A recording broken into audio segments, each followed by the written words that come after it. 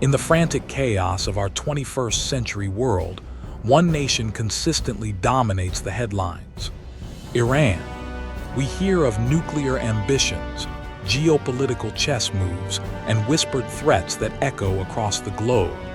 We see a nation defined by the turmoil of the last few decades. But what if I told you this is merely the final, fleeting scene of an epic that is thousands of years old? What if the script for this nation's journey, its magnificent beginning and its terrifying, prophesied end, was written down not in a modern intelligence briefing, but in the most influential book in human history?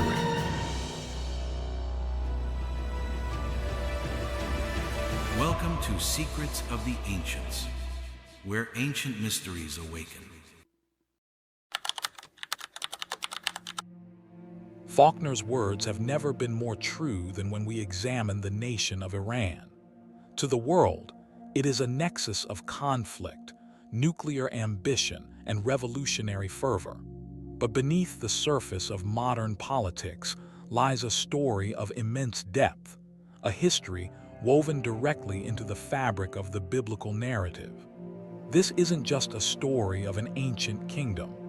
It is a prophetic saga that charts a course from being God's chosen instrument of liberation to a prophesied enemy in the end times.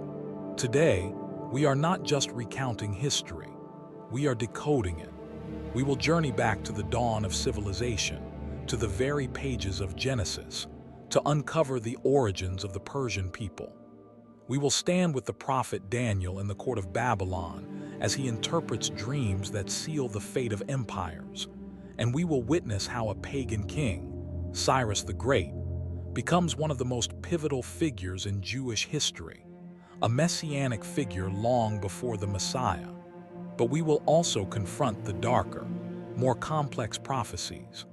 We will explore how this same nation is foretold to be part of a great coalition against Israel in the final days, as described in the chilling visions of Ezekiel. This is a story of paradoxes.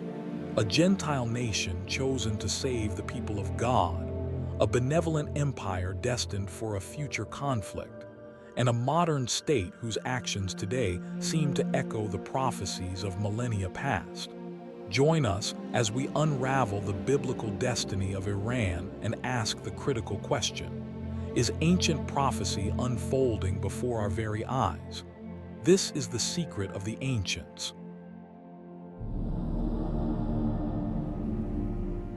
Our story begins in the aftermath of a global cataclysm, the Great Flood described in the book of Genesis.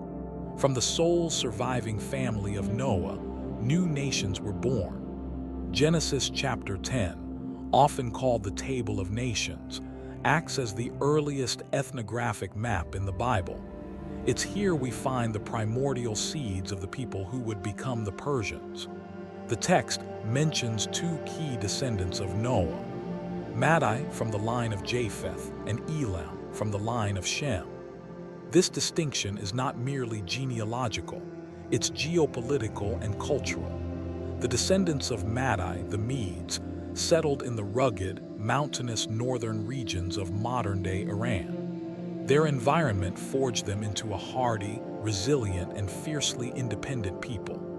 They were the Highlanders, the warriors of the Zagros Mountains. Meanwhile, the descendants of Elam, the Elamites, settled in the fertile plains of southwestern Iran, near the Persian Gulf. Theirs was a civilization of agriculture, trade, and early urban development. From a philosophical perspective, this duality is fascinating. From its very inception, the land of Persia was a synthesis of two distinct cultural streams: the rugged, martial spirit of the Medes, Japheth, and the more settled, civilized, and Semitic-linked culture of the Elamites, Shem. This internal tension and eventual fusion would become a defining characteristic of the Persian Empire. The original video correctly identifies these patriarchs, but let's analyze this deeper. The Bible introduces Elam not as a passive observer, but as an aggressor. In Genesis 14, We read of the first great international conflict where Chedorlaomer, king of Elam, leads a coalition of eastern kings to invade Canaan. They plunder Sodom and Gomorrah and take Abraham's nephew, Lot, captive. This is a pivotal moment. The first mention of a proto-Persian entity in a military context is as an antagonist to the family of Abraham, the patriarch of faith. Yet Abraham's victory with a mere 318 men is a theological statement. Divine will can overcome earthly might. This event establishes a theme that will echo through millennia. The relationship between the people of this land and the people of God will be complex, swinging between antagonism and divine purpose. Centuries pass, empires rise and fall. The Assyrians, with their legendary brutality, dominate the region. Then comes the Neo-Babylonian Empire under Nebuchadnezzar, who conquers Jerusalem in 586 BC, destroys Solomon's temple, and deports the Jewish elite to Babylon. For the people of Judah, it is the darkest hour in their history. Their nation is gone, their temple is rubble, and their God seems silent. It is here, in the heart of the enemy empire, that the destiny of Persia takes a dramatic turn. The prophet Isaiah, writing 150 years before it happens, delivers a prophecy of breathtaking specificity. He declares that God will raise a foreign, pagan king who will not only conquer Babylon but will also act as God's anointed one, Messiah, in Hebrew, to free the Jews and command the rebuilding of the temple. And Isaiah names him Cyrus. This is one of the most stunning and historically verifiable prophecies in the entire Bible. Let's pause and consider the philosophical implications. The concept of a non-believer being chosen as a divine agent of redemption shatters religious and nationalistic exclusivity. It suggests a universal divine plan where God's purpose is not confined to a single people, but can be enacted through any person or power that aligns with that purpose, knowingly or not. Simultaneously, the prophet Daniel, a Jewish exile serving in the Babylonian court, has a vision. In Nebuchadnezzar's dream of a great statue, the head of gold is Babylon. The chest and arms of silver which will follow represent a dual kingdom, the Medes and the Persians.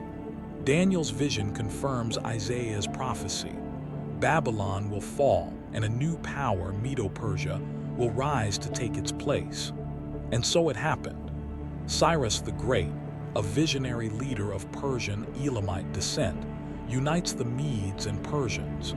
In 539 BC, his armies take Babylon without a major battle, diverting the Euphrates River to enter the city. The prophecy is fulfilled with chilling precision, but Cyrus does more than just conquer. He enacts a policy of unprecedented tolerance. The famous Cyrus cylinder, now in the British Museum, is a testament to this. It's an ancient declaration of human rights, allowing deported peoples to return to their homelands and worship their own gods. For the Jews, this decree ends 70 years of exile.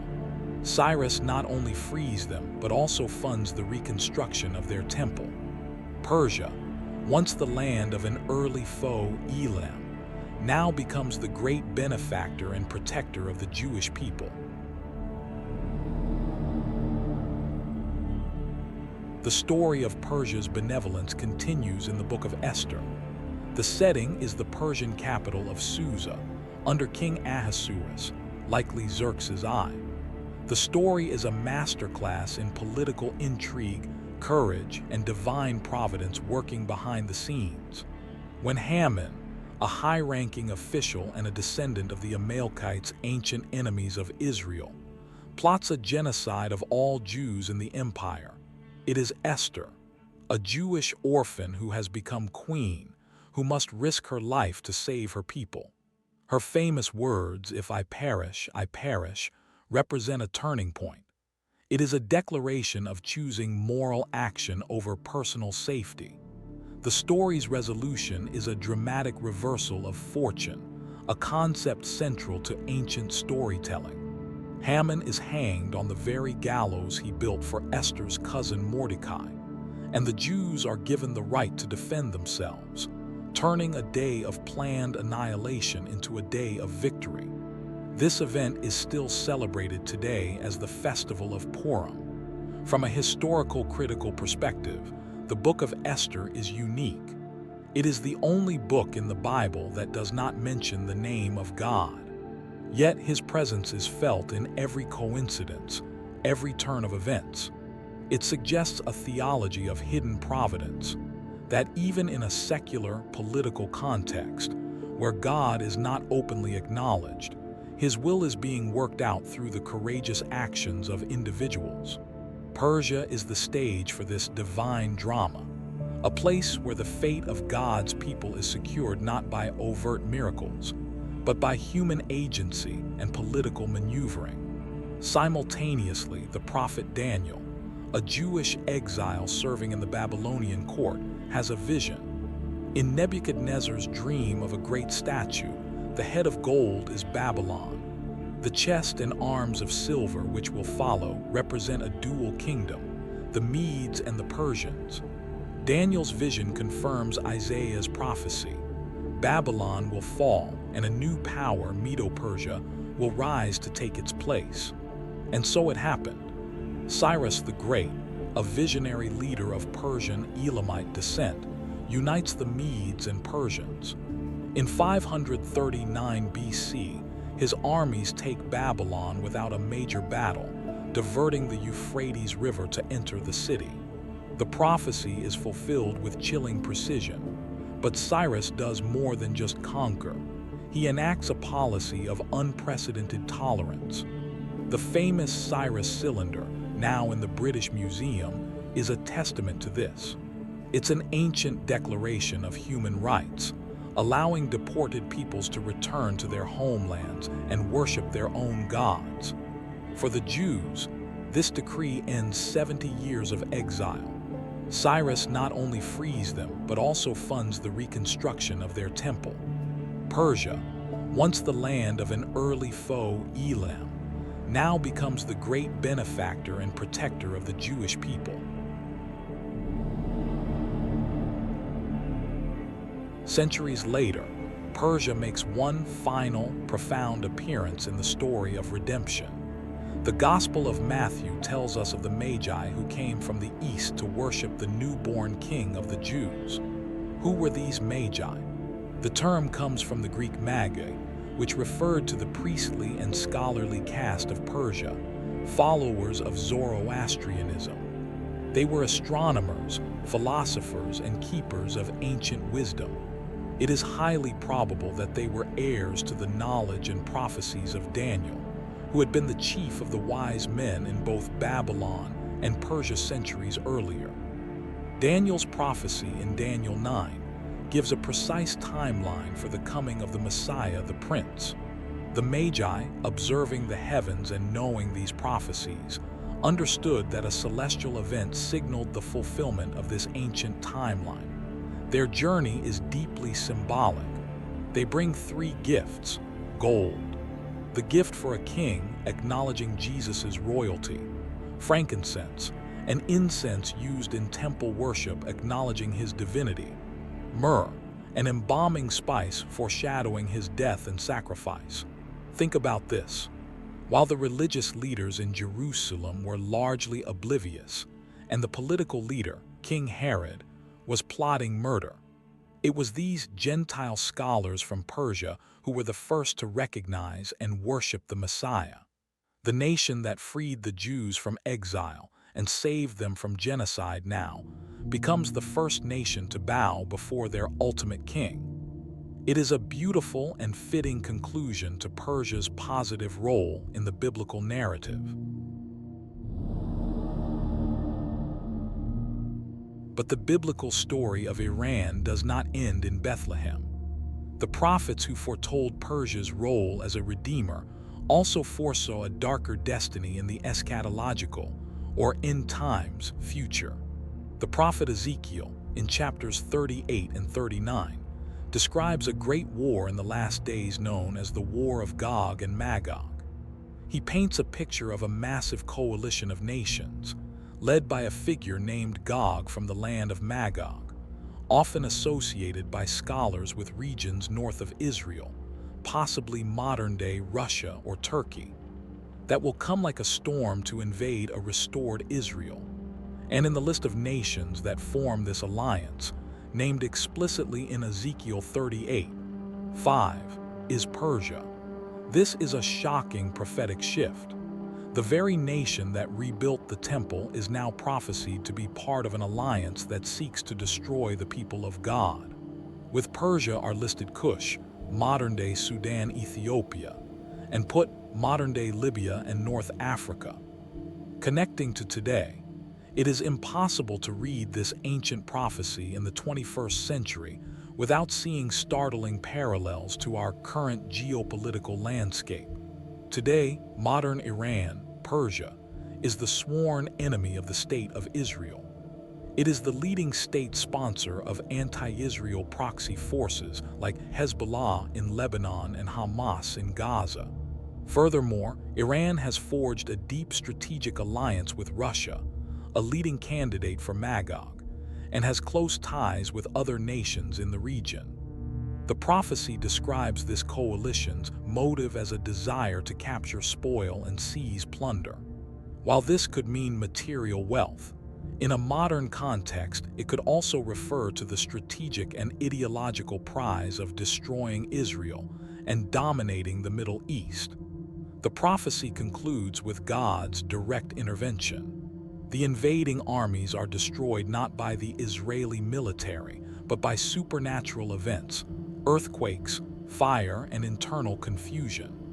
The purpose of this judgment, the text says, is so that the nations will know that I am the Lord. So what is the ultimate fate of Persia? Is it condemned to destruction? Here, the Bible offers a final, surprising twist of hope. The prophet Jeremiah, who also prophesied against Elam, concludes with a promise. But in the latter days I will restore the fortunes of Elam, declares the Lord. Jeremiah 49:39. This is the ultimate paradox. Even after the judgment of the Gog and Magog war, the door for redemption remains open. The story of Iran in the Bible is a microcosm of the human story, a journey of creation, fall, redemption, judgment, and the ultimate promise of restoration. The Iran we see in the headlines today, defiant, aggressive, entangled in dark alliances, is playing a role frighteningly consistent with Ezekiel's prophecy. Yet Jeremiah's promise suggests this is not the end of the story. The ancient prophecies are not just a script that is being fatalistically followed. They are a warning and an invitation. They warn empires that rise against the divine will, but they also offer a path to restoration. As we watch events unfold in the Middle East, we are not merely observers of political conflict. We may be witnesses to the final chapters of a story written thousands of years ago. The question for us is not just what will happen, but what it means. The secrets of the ancients are not just about the past. They are a map for understanding the present and a guide to the future.